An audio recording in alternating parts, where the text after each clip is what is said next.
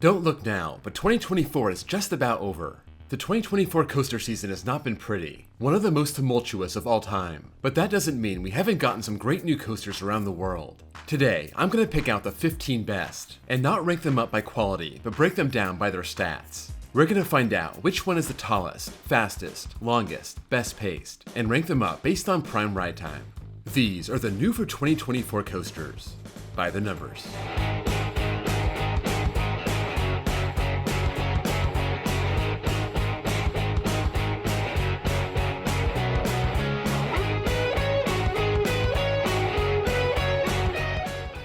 If you're new to this series, prime ride time starts when the train picks up speed off the lift, and ends when it hits the final brakes. For launch coasters, the clock starts when the launch starts. Mid-course brake runs are left in, but if they slow the train down too much, it'll extend the ride time but hurt the pacing.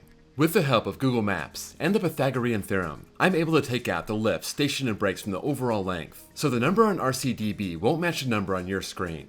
I only picked 15 coasters for this list, and there was a pretty good one I had to leave out, Choco Chip Creek at Energylandia, this Vekoma mine train. Also, Jungle Rush at Australia's Dreamworld will probably open at the end of the year, but without any POVs or stats as of the time I'm making this video, I had to leave that out also. In 15th place with 17 seconds is Vindfald at Tivoli Frieden in Denmark, a Gerstlauer Eurofighter. Replacing Cobra after its accident in 2022, they didn't have much land to work with. But even then, this is a very short custom Eurofighter. Its 722 feet of prime ride track puts it in last place. It starts with a 75.5 foot lift and a 65.6 foot drop. That's 10th. Also 10th in speed at 44.7 miles an hour, and despite its short track, it doesn't cover ground very fast. 11th place at 42.8 feet per second.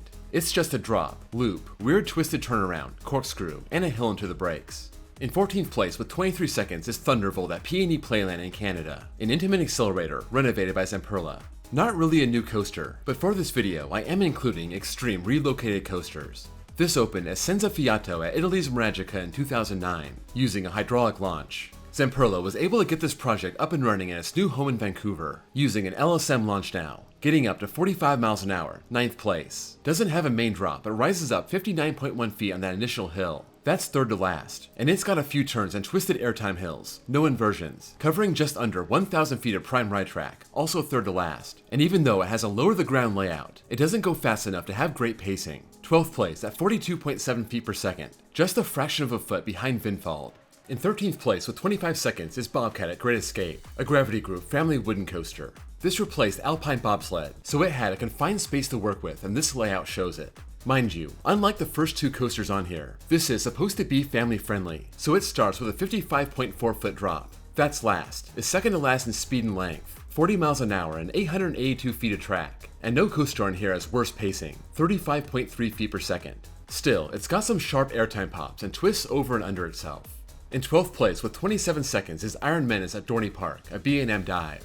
This has a linear layout, leaving the station and going straight up is a 160 foot peak, holding you over that 152 foot drop. That's all the way up in third place. Dives down that 95-degree drop and hits 64 miles an hour, also third. Hits an Immelman as its first of 4 rapid-fire inversions, the last 3 all on the return trip, ending with a corkscrew over the brake run, twisting around into it just 27 seconds after it got started. It covers 1,650 feet of track, 10th place, and no surprise, given its length and time to finish the course, it's third in pacing at 61.1 feet per second.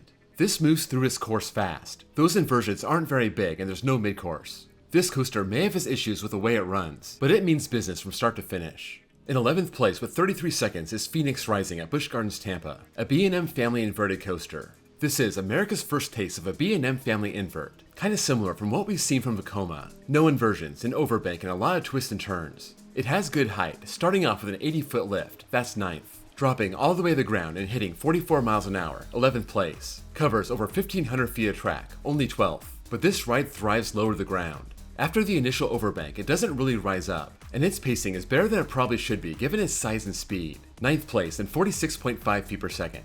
In 10th place with 35 seconds is Lightning Coaster at Dinosaur Dreamworks in China, a Zamperla lightning coaster. Even though it looks like a Thunderbolt model, it is a Lightning coaster, the first one with a lift hill. That vertical chain going up 127 feet, 4th place. A vertical drop getting the train up to 57 miles an hour, 5th place. Into a course of 4 inversions and twisted airtime hills. Very linear, just like a Thunderbolt. 1,884 feet of track in 9th place. Covering track very well, even despite its big high elements. 5th place at 53.8 feet per second. In 9th place with 36 seconds is Hyperia at Thorpe Park, a Mach Rides Hyper. This coaster has some crazy angles, and on top of all that, it's huge. It's 2nd place at 236 feet, twisting down and maxing out at 80 miles an hour, also good for 2nd. This Hyper has a very strange layout, swooping around on a small plot over and over again, this even including 2 inversions, a barrel roll down drop and a drawn out dive loop. This one-of-a-kind compact coaster still covers over 2,800 feet of track, 4th place, and still manages great pacing despite constantly rising up into its elements. 2nd place at 78.1 feet per second, under 2 feet per second away from 1st place. In 8th place with 38 seconds is Mahuka at Walibi Rhone Alps in France, an Intamin hot racer. Here we have the 2nd ever hot racer, using that single rail track and single file seating, starting with a tire propelled launch that gets the train up to 41.6 miles an hour, that's 3rd to last. Starts with a high top hat inversion reaching 59.1 feet, that's tied for 12th. One of 3 inversions on this course, and for the most part it hugs the ground, having another launch to send the train around for a 2nd lap, covering just over 1,600 feet of track and ranks 11th. Despite staying low, it lacks the speed to have great pacing, 3rd to last at 42.6 feet per second. In 7th place with 42 seconds is Fianna Force at Emerald Park in Ireland, a Vekoma suspended thrill coaster.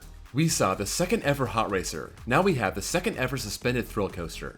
This not only interacts with buildings, going over and through them, but also interacts with Quest, a family boomerang underneath it. It starts with a 101.7 foot lift, that's 7th. Twist all the way down, hits 55.9 miles an hour, tied for 6th. Into a course of 3 inversions, the first one going pretty high but the rest being very low, nearly hitting 2,000 feet of track, that's 8th, and covers track at 46.8 feet per second, 7th place. So, as you can see, this is just about in the middle of all categories across the board. In 6th place with 46 seconds is Penguin Trek at SeaWorld Orlando, a B&M launch family coaster. We haven't seen a family launch B&M before, so Penguin Trek is in uncharted territory. This starts with a nice dark ride section, but of course, I can't include that in the prime ride time, so I start the clock when it hits that incline launch. It does have another launch mid-ride, and I'm not sure when it hits the max speed or reaches the top height, but it does get as high as 65 feet, that's 11th, and reaches 43 miles an hour, that's 12th.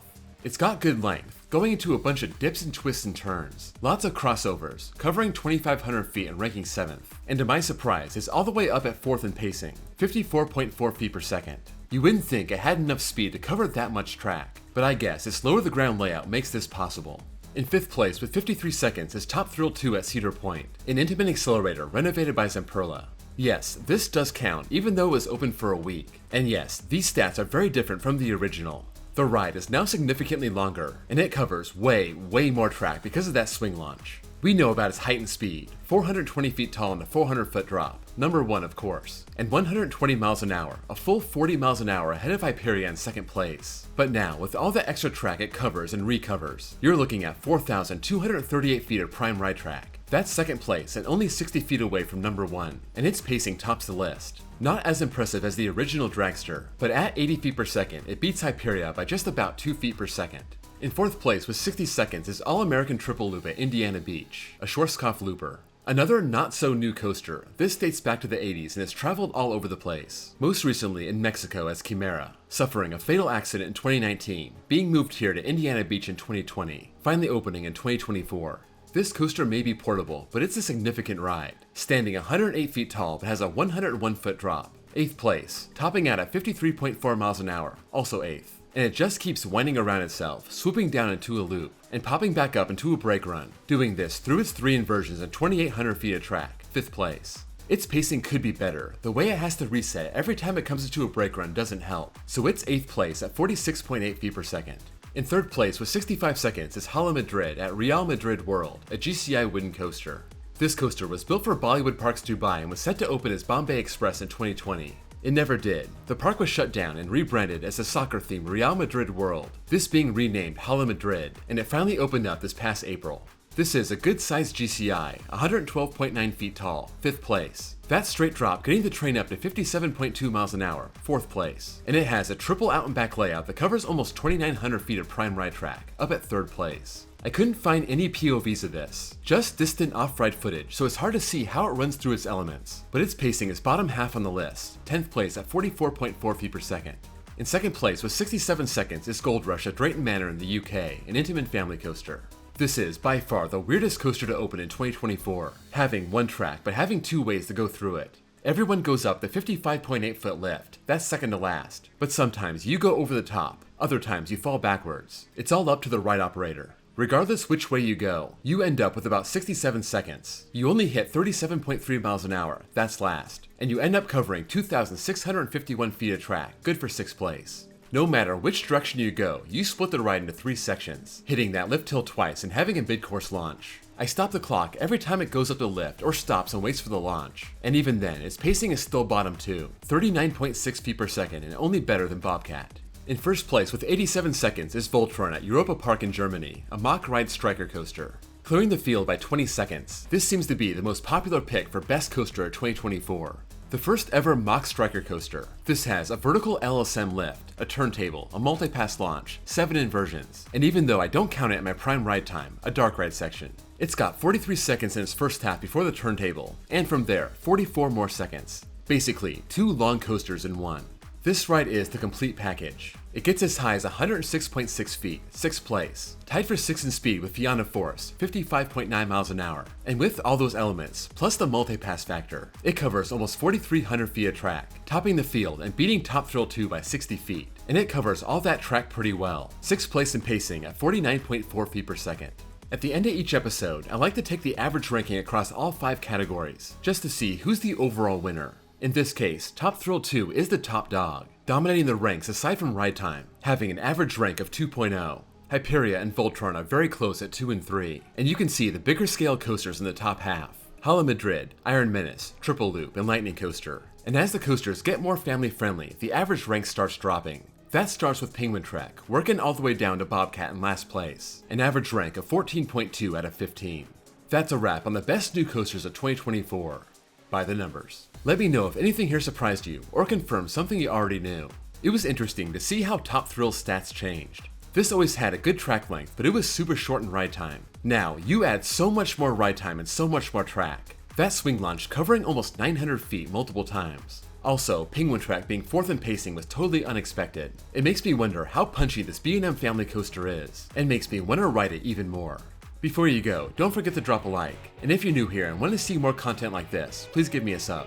I have a playlist with other videos in this series. Also, check out my second channel where I post copyright-free off-ride footage. Thank you all for watching, and I'll see you all next time.